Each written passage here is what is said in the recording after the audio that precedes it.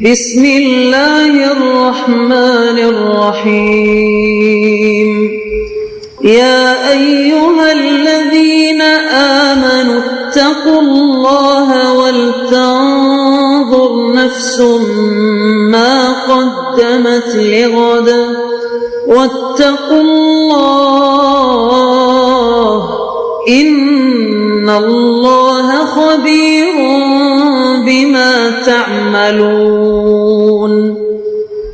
اے ایمان والو، اللہ سے ڈرتے رہو اور ہر شخص کو دیکھنا چاہیے کہ اس نے کل یعنی آخرت کے لیے کیا سامان بھیجا ہے، اور ہم پھر کہتے ہیں کہ اللہ سے ڈرتے رہو، بے شک اللہ تمہارے سب اعمال سے خبردار ہے۔ بسم اللہ الرحمن الرحیم، الحمد للہ رب العالمین، والصلاة والسلام على اشرف الانبیاء والمرسلین وعلى آلہ واصحابہ اجمعین ومن تبعہم بإحسان الى یوم الدین۔ قابل صد احترام حضرات شائقین و شائقات سچا پیغام، السلام علیکم ورحمۃ اللہ وبرکاتہ۔ آج کی محفل میراث النبی کے نورانی پروگرام میں آپ کا استقبال ہے۔ اہلا و سہلا مرحبا۔ ہم آپ تمام حضرات و مستورات کا خیر مقدم کرتے ہیں۔ محترم حضرات و خواتین، تعلیم کا آغاز ہو رہا ہے۔ سب سے پہلے آداب تعلیم کا لحاظ کرتے ہوئے تعلیم کی طرف متوجہ ہو جائیں۔ پورے دھیان سے سننا، عمل کی نیت سے سننا اور تبلیغ کی نیت سے سننا، یعنی سنی ہوئی باتیں دوسروں تک پہنچانے کے جذبے سے سننا۔ چند خاص آداب تعلیم ہیں، امید ہے کہ آپ حضرات ان آداب کا ضرور خیال رکھیں گے۔ جزاکم اللہ۔ بسم اللہ الرحمن الرحیم۔ شب برات کی حقیقت۔ یہ فضیلت والی راتیں شور و شغب کی راتیں نہیں ہیں، میلے ٹھیلے کی راتیں نہیں ہیں، یہ اجتماع کی راتیں نہیں ہیں، بلکہ یہ راتیں اس لیے ہیں کہ گوشہ تنہائی میں بیٹھ کر تم اللہ تعالیٰ کے ساتھ تعلقات قائم کر لو اور تمہارے اور اس کے درمیان کوئی حائل نہ ہو۔ لوگ یہ عذر پیش کرتے ہیں کہ اگر تنہائی میں عبادت کرنے بیٹھتے ہیں تو نیند آ جاتی ہے، مسجد میں روشنی ہوتی ہے اور ایک جمع غفیر ہوتا ہے، مجمع ہوتا ہے، جس کی وجہ سے نیند پر قابو پانے میں آسانی ہو جاتی ہے۔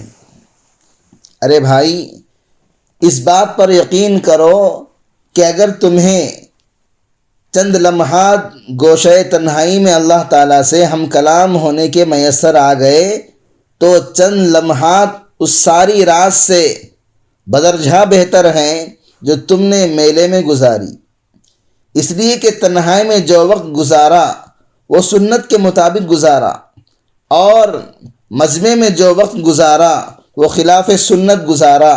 وہ رات اتنی قیمتی نہیں جتنے وہ چند لمحات قیمتی ہیں جو آپ نے اخلاص کے ساتھ ریاکاری کے بغیر گوشہ تنہائی میں گزار لیے۔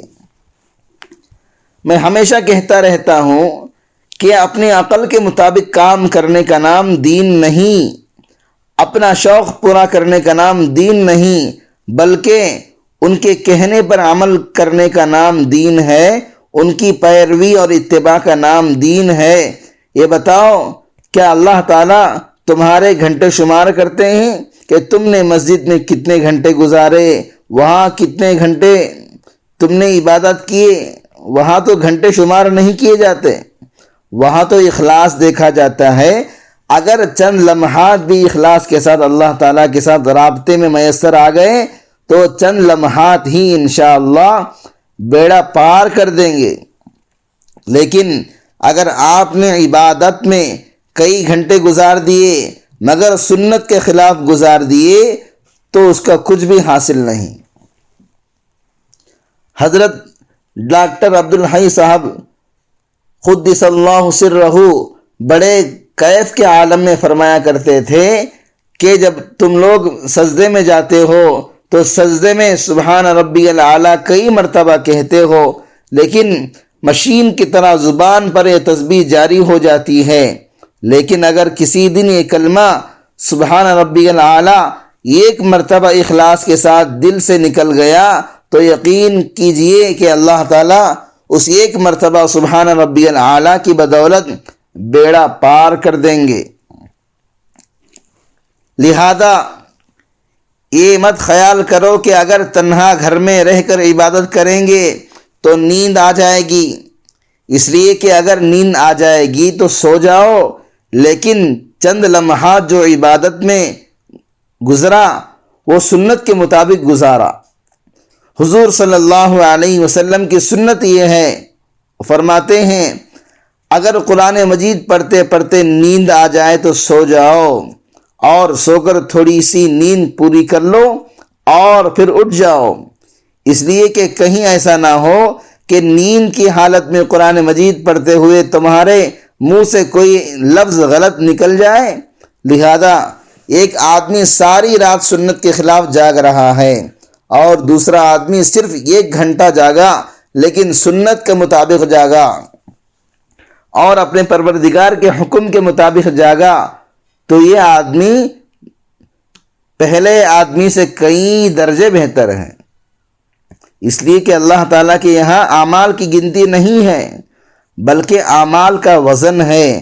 وہاں تو یہ دیکھا جائے گا اس کے عمل میں کتنا وزن ہے، کتنا دم ہے۔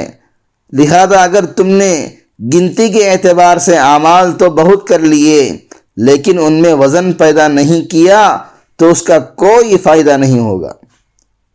اس لیے فرمایا کہ نیند آ جائے تو پڑھ کر سو جاؤ، اور پھر اللہ تعالیٰ توفیق دے دے تو اٹھ کر پھر عبادت میں لگ جاؤ، لیکن سنت کے خلاف کام نہ کرو۔ لہذا جو عبادت جماعت کے ساتھ جس حد تک ثابت ہو اسی حد تک کرو۔ مثلا فرض کی جماعت ثابت ہے، رمضان میں تراویح کی جماعت ثابت ہے، رمضان میں وتر کی جماعت ثابت ہے، اسی طرح نماز جنازہ کی جماعت واجب علی الکفایہ ہے، عیدین کی نماز جماعت کے ساتھ ثابت ہے، نماز استسقاء اور نماز کسوف اگرچہ سنت ہے لیکن ان دونوں میں چونکہ حضور صلی اللہ علیہ وسلم سے جماعت ثابت ہے اور شعائر اسلام میں سے ہے، لہذا ان کو جماعت سے ادا کرنا چاہیے، ادا کرنا جائز بھی ہے۔ ان کے علاوہ جتنی نمازیں ہیں ان میں جماعت نہیں ہے، ان میں تو اللہ تعالیٰ یہ چاہتے ہیں کہ بندہ مجھ سے تنہائی میں ملاقات کرے۔ اللہ تعالیٰ نے تنہائی میں ملاقات کا جو اعزاز بخشا ہے یہ معمولی اعزاز نہیں ہے، اس اعزاز کی قدر کرنی چاہیے۔ ایک مسئلہ عورتوں کی جماعت کا ہے۔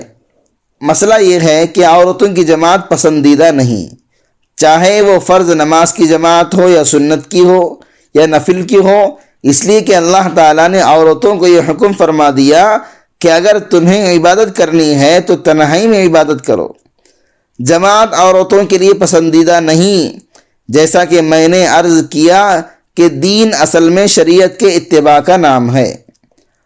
اب یہ مت کہو کہ ہمارا تو اس طرح عبادت کرنے کو دل چاہتا ہے، اس دل کے چاہنے کو چھوڑ دو، اس لیے کہ دل تو بہت ساری چیزوں کو چاہتا ہے اور صرف دل چاہنے کی وجہ سے کوئی چیز دین میں داخل نہیں ہو جاتی۔ جس بات کو رسول اکرم صلی اللہ علیہ وسلم نے پسند نہیں کیا اس کو محض دل چاہنے کی وجہ سے نہیں کرنا چاہیے۔ بہرحال شب برات الحمدللہ فضیلت والی رات ہے، اور اس رات میں جتنی عبادت کی توفیق ہو اتنی عبادت کرنی چاہیے۔ باقی جو اور فضولیات اس رات میں حلوہ وغیرہ پکانے کی شروع کر لی گئی ہیں ان کو بیان کرنے کی ضرورت نہیں، اس لیے کہ شب برات کا حلوے سے کوئی تعلق اور کوئی واسطہ نہیں۔ اصل بات یہ ہے کہ شیطان ہر جگہ اپنا حصہ ضرور لگا لیتا ہے۔ اس نے سوچا کہ شب برات میں مسلمانوں کے گناہوں کی مغفرت کر دی جائے گی، چنانچہ ایک روایت میں آتا ہے اس رات میں اللہ تعالیٰ اتنے انسانوں کی مغفرت فرما دیتے ہیں جتنے قبیل کلب کی بکریوں کے جسم پر بال ہوتے ہیں۔ شیطان نے سوچا اگر اتنے سارے آدمیوں کی مغفرت ہو گئی تو پھر میں تو لٹ گیا، میں تو برباد ہو گیا، اس لیے اس نے اپنا حصہ بھی لگا لیا۔ چنانچہ اس نے لوگوں کو سکھا دیا کہ شب برات آئے تو حلوہ پکا لیا کرو۔ ویسے تو سارے سال کے کسی بھی دن حلوہ پکانا جائز ہے اور حلال ہے، جس شخص کا جب دل چاہے پکا کر کھا لے، لیکن شب برات سے اس کا کیا تعلق ہے؟ نہ قرآن میں اس کا ثبوت ہے، نہ حدیث میں اس کے بارے میں کوئی روایت موجود ہے، نہ صحابہ کے آثار میں، نہ تابعین کے عمل میں اور بزرگان دین کے عمل میں کہیں اس کا کوئی تذکرہ نہیں۔ لیکن شیطان نے لوگوں کو حلوہ پکانے میں لگا دیا، چنانچہ سب لوگ پکانے اور کھانے میں لگ گئے۔ اب یہ حال ہے کہ عبادت کا اتنا اہتمام نہیں جتنا اہتمام حلوہ پکانے کا ہے۔ ناظرین کرام، اس دینی اور ایمانی بیان کو سننے کے دوران ہی اس کو لائک کر دیجئے اور شیئر بھی کر دیجئے تاکہ دوسرے بھی اس سے فائدہ اٹھا سکیں۔ اللہ آپ کو جزائے خیر عطا فرمائے۔ حضرت مفتی شفیع صاحب رحمت اللہ علیہ فرمایا کرتے تھے کہ بدعات کی خاصیت یہ ہے کہ جب آدمی بدعات کے اندر مبتلا ہو جاتا ہے تو اس کے بعد پھر اصل سنت کے کاموں کی توفیق کم ہو جاتی ہے۔ چنانچہ آپ نے دیکھا ہوگا کہ جو لوگ صلاۃ التسبیح کی جماعت میں دیر تک کھڑے رہتے ہیں وہ لوگ 5 وقت کی فرض جماعتوں میں کم نظر آئیں گے، اور جو لوگ بدعات کرنے کے عادی ہو جاتے ہیں، مثلا حلوہ پکانے اور کنڈے میں لگے رہتے ہیں، وہ فرائض سے غافل ہو جاتے ہیں، نمازیں قضا ہو رہی ہیں، نمازیں چھوٹ رہی ہیں، اس کی تو کوئی فکر نہیں، لیکن یہ سب کچھ ہو رہا ہے۔ اللہ اور اس کے رسول صلی اللہ علیہ وسلم نے سب سے زیادہ تاکید اس کی فرمائی تھی کہ جب کسی کا انتقال ہو جائے تو اس کی میراث شریعت کے مطابق جلدی تقسیم کر دو، لیکن اب یہ ہو رہا ہے کہ میراث تقسیم کرنے کی طرف دھیان ہی نہیں جاتا، مگر تیجا ہو رہا ہے، 10واں ہو رہا ہے، 40واں ہو رہا ہے، برسی ہو رہی ہے۔ لہذا بدعات کی خاصیت یہ ہے کہ جب انسان اس کے اندر مبتلا ہوتا ہے تو سنت سے دور ہوتا چلا جاتا ہے اور سنت والے اعمال کرنے کی توفیق نہیں ہوتی۔ اللہ تعالی ہمیں محفوظ رکھے، آمین۔ بہرحال ان فضولیات اور بدعات سے تو بچنا چاہیے۔ باقی یہ رات فضیلت کی رات ہے۔ اس رات کے بارے میں بعض لوگوں نے جو خیال ظاہر کیا ہے کہ اس رات میں کوئی فضیلت ثابت نہیں، یہ خیال صحیح نہیں ہے۔ ایک مسئلہ شب برات کے بعد والے دن یعنی 15 شعبان کے روزے کا ہے، اس کو بھی سمجھ لینا چاہیے۔ وہ یہ کہ سارے ذخیرے حدیث میں اس روزے کے بارے میں صرف ایک روایت میں آتا ہے کہ شب برات کے بعد والے دن روزہ رکھو، لیکن یہ روایت ضعیف ہے۔ لہذا اس روایت کی وجہ سے خاص اس 15 شعبان کے روزے کو سنت یا مستحب قرار دینا بعض علماء کے نزدیک درست نہیں۔ البتہ پورے شعبان کے مہینے میں روزہ رکھنے کی فضیلت ثابت ہے، یعنی 1 شعبان سے 27 شعبان تک روزہ رکھنے کی فضیلت ثابت ہے، لیکن 28 اور 29 اگر 30 ہو تو ان 3 تاریخوں میں حضور صلی اللہ علیہ وسلم نے روزہ رکھنے سے منع فرمایا ہے۔ رمضان سے 1-2 روز پہلے روزہ مت رکھو تاکہ رمضان کے روزوں کے لیے انسان نشاط کے ساتھ تیار رہے، لیکن 1 شعبان سے 27 رمضان تک ہر دن روزہ رکھنے میں فضیلت ہے۔ دوسرے یہ کہ یہ 15 تاریخ ایام بیض میں سے بھی ہے، اور حضور صلی اللہ علیہ وسلم اکثر ہر ماہ کے ایام بیض میں روزہ رکھا کرتے تھے، یعنی 13، 14، 15 تاریخ کو۔ اگر کوئی آدمی ان 2 وجہوں سے 15 تاریخ کا روزہ رکھے، ایک اس وجہ سے کہ یہ شعبان کا دن ہے، دوسری اس وجہ سے کہ یہ 15 تاریخ ایام بیض میں داخل ہے، اگر اس نیت سے روزہ رکھ لے تو انشاءاللہ اجر و ثواب ملے گا، لیکن خاص 15 تاریخ کی خصوصیت کے لحاظ سے اس روزے کو سنت قرار دینا بعض علماء کے نزدیک درست نہیں۔